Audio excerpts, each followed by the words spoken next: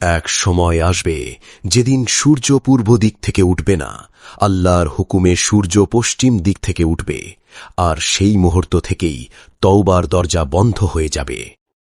সেদিন কেউ ঈমান আনতে চাইলে তার ঈমান কবুল হবে না, কেউ তওবা করতে চাইলে তার তওবা কবুল হবে না। কারণ তখন আর পরীক্ষা নয়, তখন সত্য সবাই নিজের চোখে দেখে ফেলবে। রসূলুল্লাহ সাল্লাল্লাহু আলাইহি ওয়াসাল্লাম বলেছেন, সূর্য পশ্চিম দিক থেকে উঠলে মানুষের ঈমান ও তওবা গ্রহণ করা হবে না।